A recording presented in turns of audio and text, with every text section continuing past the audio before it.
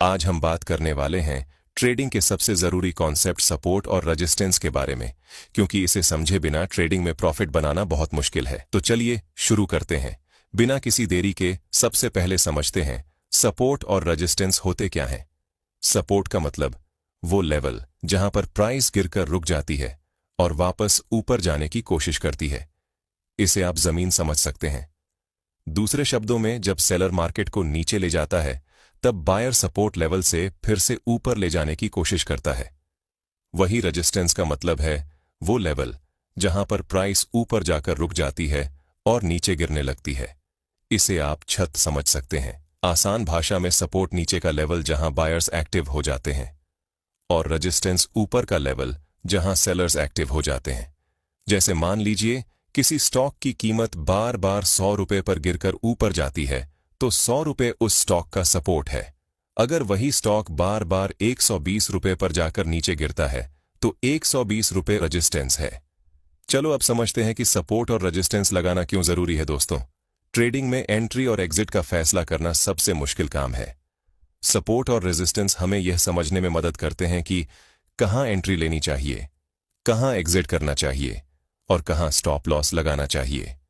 बिना सपोर्ट और रेजिस्टेंस जाने हुए ट्रेडिंग करना अंधेरे में तीर चलाने जैसा है।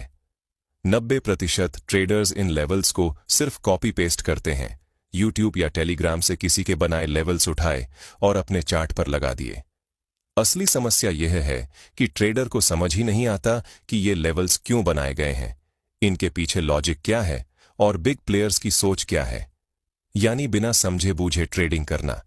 इसलिए सबसे पहले मैं साफ कर दूं, अगर आप भी आंख बंद करके दूसरों के बनाए लेवल्स को फॉलो करते हैं तो यह वीडियो आपके लिए नहीं है, क्योंकि यहां हम खुद से चार्ट पर सही तरीके से लेवल्स ड्रॉ करना सीखेंगे। अब यहां दो तरह के की लेवल्स बनते हैं। पहला, एक्चुअल की लेवल्स, जहां बायर्स और सेलर्स की वजह से प्राइस बार बार रिएक्ट करता है और बड़े मूव्स आते हैं। दूसरा, साइकोलॉजिकल लेवल्स, जैसे 20,000, 22,000। ये राउंड नंबर्स होते हैं। इन्हें याद रखना आसान है, इसीलिए रिटेल ट्रेडर अक्सर इन्हीं लेवल्स के आसपास एंट्री और एग्जिट करते हैं।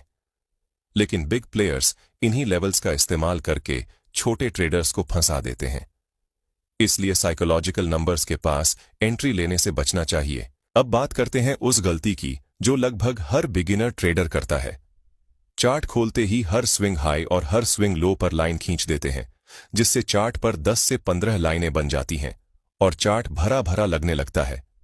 समझ नहीं आता कि कौन सा लेवल स्ट्रांग है और कौन सा वीक।